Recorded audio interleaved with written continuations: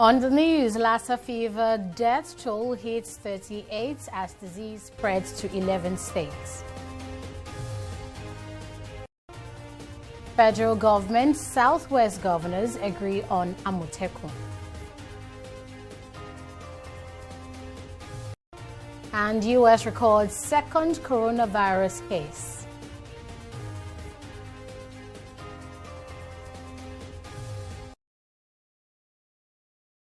Many thanks for joining us on News Now on TV360 Nigeria. The death toll from the Lassa fever virus has continued to rise as states and the federal government partner to check the outbreak. The surge follows new deaths recorded in Edo, Borno, and Enugu states, respectively. Minister of Health Osage Enahire on Thursday told the National Economic Council (NEC) that the agencies like the National Center for Disease Control, NCDC, has partnered with the health ministry in the affected states to stop the spread of the disease. The Lassa fever epidemic ravaging 11 states in Nigeria formed discussions at the National Economic Council meeting in Abuja. The contagious disease caused by rats has become a cause for concern, with no fewer than 400 cases and 38 deaths recorded in 3 weeks. Ondo State Governor Rotimi Akeredolu gives a situation report of the outbreak in his state, noting that concerned agencies have been deployed to address the issue. As you all know, it reported that Lassa fever as of now, we have it in Edo, we have in Kano, we have in Ondo State, we have residents in Ebonyi, and we have in Taraba, resulting in 84 cases and 16 deaths. As of now, the National Council for Disease Control is alert, and they are on top of this. They are working in most of these states now. And I can say that we confirm the fact that they are in Ondo State, where we have recorded more deaths. The spreading coronavirus from China also took center stage at the meeting. The governor highlights symptoms of the virus while charging Nigerians to report suspected cases to health practitioners. There is already fear of spread to the border of at least 4 countries: USA, Thailand, Japan, and Korea. And it made us know, so it's for the public now to know, what are the symptoms of coronavirus. It's common cold, catarrh, headache, and fever. It's however not all sad news for the country. The governor also announced that Nigeria is closer to being certified a polio-free nation. Nigeria is on course to be polio-free. We'll have polio-free certification by June 2020. That is barring any untoward thing that happens. We have it that 3.5 years past, we have not recorded a single case of wild polio virus in Nigeria. So Nigeria is doing well. So what we need is 5 months. We need just 5 months to have that status. That is that certification that we are polio free. Lassa fever is transmitted to humans through contact with food or household items contaminated by infected rats who are hosts of the Lassa virus. The disease remains a major public health challenge in West Africa, with Nigeria bearing the highest burden. Fidelia Aguncha, TV360, Abuja. Gunmen suspected to be Boko Haram terrorists have killed 5 people and abducted several others outside the town of Dikwa, near Maiduguri. According to security sources, the victims were fetching firewood from the forest when they were ambushed by the insurgents. The state government and security bodies are, however, yet to release an official statement on the attack. Dikwa is home to more than 70,000 people displaced by the decade-long Boko Haram insurgency. No fewer than 36,000 people have been killed, with more than 2 million others displaced, and the insurgency was hit by the northeast. The federal government has reached a compromise with the Southwest Governors Forum on the creation of security structure Operation Amotekun. At a meeting held on Thursday in Abuja, both parties agreed that Amotekun should align with the community policing strategy of the federal government. It was also agreed that legal instruments backing the creation of the security outfits by the state government be put in place in each state in the Southwest. The meeting was attended by Vice President Yemi Osinbajo, Attorney General of the Federation, and the Inspector General of Police. We have rubbed minds, and all of us have agreed on way forward. And most important one is that, look, we are going to have the legal framework to back this Amotekun, and this legal framework is going to be one in which all of us will look at, and we'll be sure that it goes without any hindrance. Amotekun is there. Amotekun will have to, the federal government is starting community policing, and it's more of, in essence, really, it's about community policing. So we're going to work together and see the community policing and Amotekun work in a way. We held discussion with the IG then, and what has developed is what has led to this. Not that there were no consultation. We just felt that, look, with all this noise outside, it's better for us to sit down. And you remember, even immediately the noise started, I said that we are going to explore political solution. And all of us are here.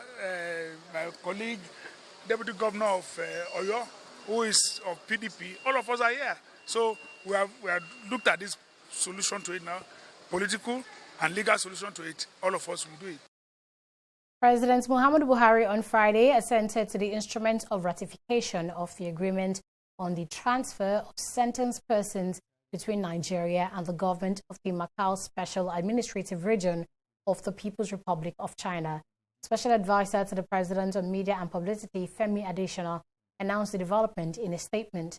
According to the statement, the President's assent follows the decision of the Federal Executive Council on August 1st, 2018, that approved and directed the Attorney General of the Federation to prepare the instrument of ratification for the President's signature. It adds that Buhari's assent was formally execute the agreement.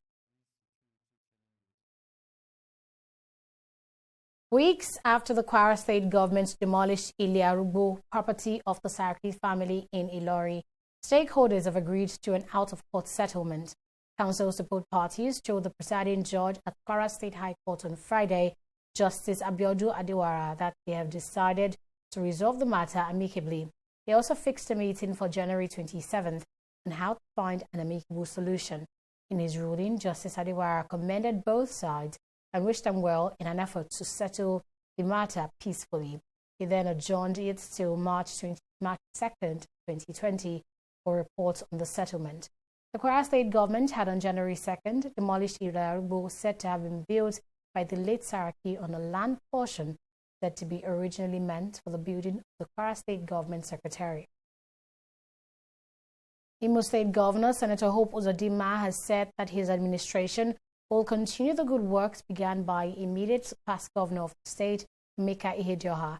Speaking on the sidelines of the expanded National Economic Council meeting at the Conference Hall, Presidential Villa, Abuja, Senator Uzodinma said he will be making efforts to reconcile aggrieved groups in the state for the stability of the polity.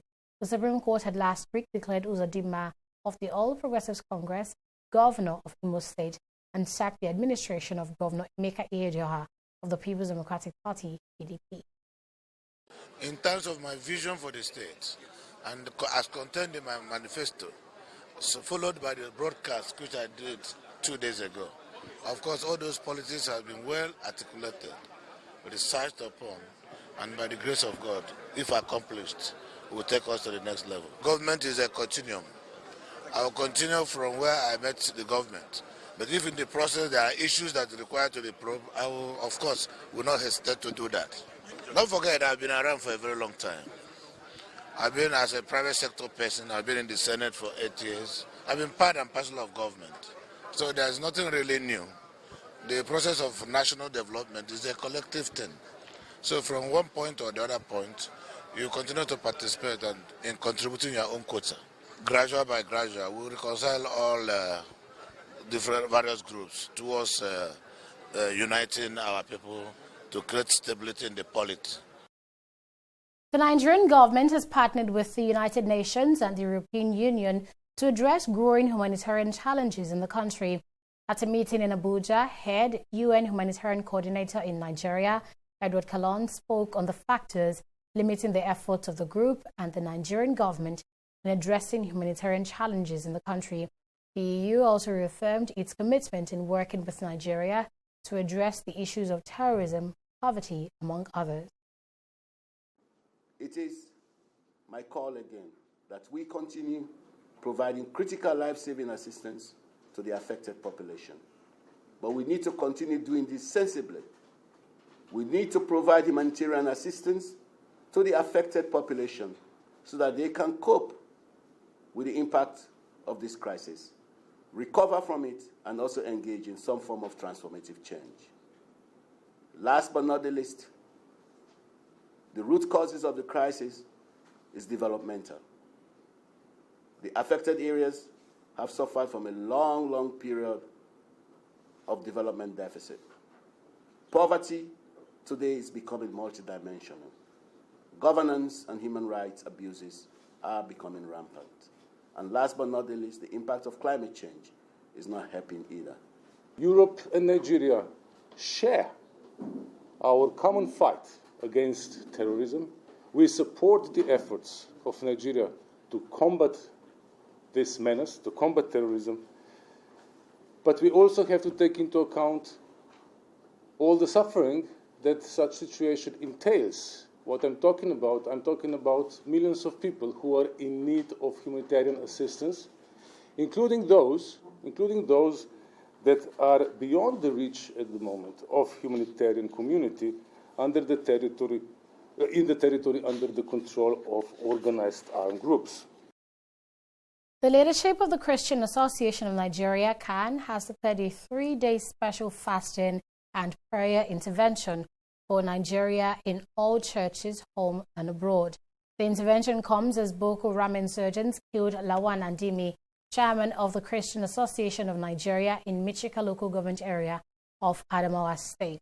Speaking at a press conference in Abuja on Thursday, CAN President Samson Ayokunle announced that the prayers will begin on Friday, January 31st, and then on Sunday, February 2nd, 2020.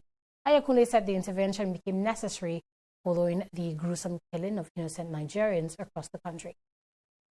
The very questionable leadership of the security sector that have been skewed towards a religion region. Is that lopsidedness not a cover-up for the operation of the insurgency? If not, why couldn't the well-equipped security agents of Nigeria get Reverend Andimi out of the captivity of his killers, who held him captive for 2 weeks? Where is their surveillance? Where is their intelligence gathering? Where is their professionalism? For a Christian gentleman that was captured and who appealed to the government for assistance to be there for 3 weeks without any clue from our security apparatus agencies to free him. Please permit me to ask the federal government the following questions. What is the essence of SIM card that we register with our names and identity if the authorities can use it to track down these killers who rely on phones as a means of communicating to do their criminalities? Religious leaders have been advised to make the most of their offices to foster interfaith harmony. Coordinator of the African Center for Media and Information Literacy, AfricMail, Chido Onuma, said this at the Media and Information Literacy and Interreligious Dialogue Project, which held in Abuja on Friday. Onuma opined that religious intolerance continually threatens the peace and stability of Nigeria, but that it can be tackled with open communication and trust between members of all religions. As individuals who play the roles of teachers, advisors, and role models within their communities, this project is expected to help religious leaders distinguish facts from opinion, know how to find reliable information about issues of concern, and understand how language is used to create certain emotional responses. They will be able to recognize and respond to groups or individuals that are using the internet to promote stereotypes, espouse radicalism, or even call for violence. They will thus be empowered to address negative messages as a way of ensuring peace in their community. This project will also empower religious leaders on basic understanding of how journalists and news outlets and social media work, how to differentiate between factual reporting and opinion, how to recognize a hate website, and how to counter rumors. And one of the examples we've always shared with people to challenge them to understand the need for our togetherness is that who among us will go to an airport and want to fly to London or want to fly to Lagos? And they just announce there and tell him, look, welcome, welcome, you are a pastor. The flight captain is one of your pastors, but he's actually not a pilot. He is just because he's a pastor, he's going to fly that flight. You're not going to join that flight.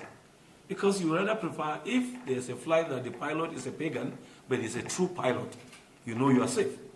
You don't allow incompetent people to take charge of what is not their role just because of faith identity or whatever, or tribal identity. The Nigerian Union of Journalists, FCT Council, has called for an investigation into the circumstances that led to the death of Alex Obu, a journalist in Abuja. Obu was a journalist with Virgin's Africa Times, was hit by a stray bullet while covering the Free Zakzaki protest at Beja in Abuja. In a statement on Friday, NUJ chairman Emmanuel Ogbeche said it has become a routine for security officials to target journalists covering protests and that it needs to be checked. Ogbeche added that if the police commences an investigation without the inclusion of the union and the National Human Rights Commission, it will amount to an exercise in futility, and that they will hold the police hierarchy responsible if justice is not served in the matter. You're still watching news now on TV360 Nigeria. We'll be right back with business stories.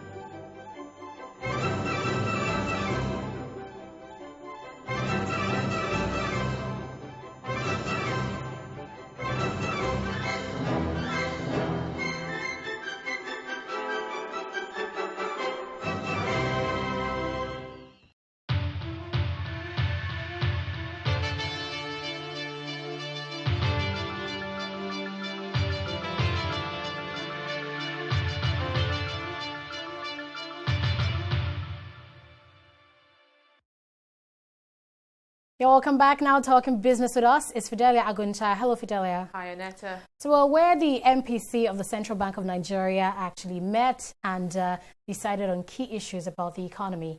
Please bring us up to speed on that. You're very correct, Aneta. The Monetary Policy Committee of the Central Bank of Nigeria has altered the cash reserves ratio from 22.5% to 27.5%. The cash reserve ratio is the share of a bank's total deposit that is mandated by the CBN to be maintained with the Apex Bank in the form of liquid cash. The governor of the CBN, Godwin Emefiele, while addressing journalists on Friday, said the move was part of measures aimed at driving down inflation, which had in the last 4 months remained high. He explained that 9 of the committee members voted to retain the NPR at 13.5% and increase the CRR owing to the rise in inflation. The federal government has declared a state of emergency on the power sector in Nigeria. Following this, the National Economic Council (NEC) has resolved to borrow 2 trillion naira from the current 10 trillion naira pension fund to finance development of the sector. Adeshewa Odushoga has more in this report. It's the first time the National Economic Council will be meeting for the year 2020. The meeting, which was presided over by the Vice President, Yemi Osinbajo, was well attended by the state governors and other concerned stakeholders. One of the key agenda discussed at the meeting is the status of ownership of the electricity distribution companies that have since been privatized. At the end of the meeting, the governor of Kaduna State, Nasir El-Rufai, told newsmen that the state of the power sector is becoming worrisome. Hence, the need for the decision reached by the council to pull out a total sum of 2 trillion naira from the pension fund, which is in line with the Pension Reform Act 2004. What we all agree on is that there is a fundamental structural problem in the electricity supply industry. And you cannot privatize an industry and then over 3 years since privatization, you pump in 1.7 trillion of government money into it. That is not privatization. The electricity supply industry is broken, and the situation of the power sector is a national emergency that requires all hands to be put on deck to interrogate why the sector is not working for the overall progress and benefit of Nigeria and Nigerians. Also speaking to newsmen is the Minister of State for Finance, Budget and National Planning, Clement Agba, who discussed the balances in various accounts of the Federation as of January 21, 2020. The balances on the excess crude account as at 21st of January 2020 is $321,393,190.35. The balance on the stabilization account as of 21st January 2020 is 31,840,200,473 naira 17 kobo. In figures, this will be 31,840,200,473.17.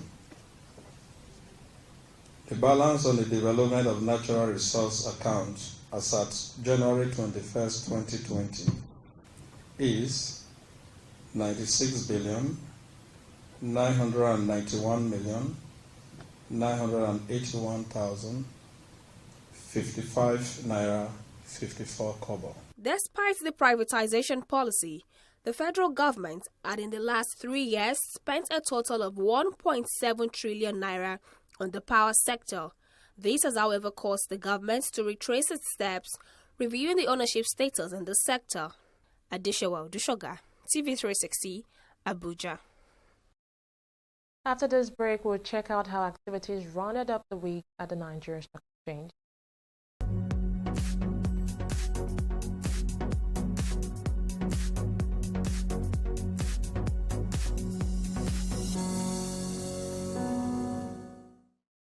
After rising by 0.45% on Thursday, the NSE closed trading today a bit lower at 0.13%, but it's still a good day for investors as the all-share index increased by 37 basis points to close at 29,628 points, while the market capitalization closed the day at 15.26 trillion naira from the 15.242 posted on Thursday. Now, while sell pressure has eased a little, trading activity seemed to be on the decline. The volume of shares, which closed on Thursday at 196.9 million units, is coming in at 184.558 million, while the value is actually declining by about 40%. Well, let's now see the stocks that posted gains today. The pack is led by Better Glass Nigeria with about naira gain, while Seplat sits on the second spot of the chart, appreciating by 5 naira. Dangote Cement comes in third, and Julius Berger is the fourth biggest gainer today. On the flip side, we see MTN Nigeria leading the pack of gainers. It is closely followed by Unilever Nigeria PLC. Dangote Sugar also had a bad day, and NCR sits on the fourth spot of the chart. Outside Nigeria, we can see that the FTSE and Nikkei are posting gains, while the Dow is falling as the U.S. government announced a second case of the coronavirus. So that's it from the world of business. Anita Felix will return with the news. And now to news on the foreign scene. The U.S. Center for Disease Control, CDC, says a second person has been infected with the deadly coronavirus that is believed to have originated in Wuhan, China. The CDC says the patient is a woman in her 60s in Chicago who reported feeling sick when she arrived home from Wuhan on January 13. Health officials in both Tennessee and Texas also announced Friday that they are investigating possible coronavirus cases in their states. According to the CDC, people in 22 states are now being evaluated for symptoms possibly related to the virus. Meanwhile, the British government is emergency response meeting over the deadly virus as a government spokesman confirmed that the country is well prepared to deal with the emerging threat. Turning now to sports, the Football Association have fined Manchester United €20,000 for failing to control their players during the 2-0 Premier League defeats to Liverpool. The statement from FA said the club was fined after admitting a breach of FA rule and accepting the standard penalty. United players surrounded referee Craig Paulson in the 26 minutes of Sunday's 2-0 Premier League defeat at Liverpool. Paulson had allowed a goal by Robert Firmino, with Liverpool leading 1-0. However, a foul in the build-up caused the video assistant referee to rule it out. Liverpool went 16 points clear at the top of the league with a victory on January 19 and recorded their 40th game unbeaten after Firmino's latest strike against Wolves at Molyneux on Thursday. And that's it on News Now on TV360 Nigeria. Thanks for watching.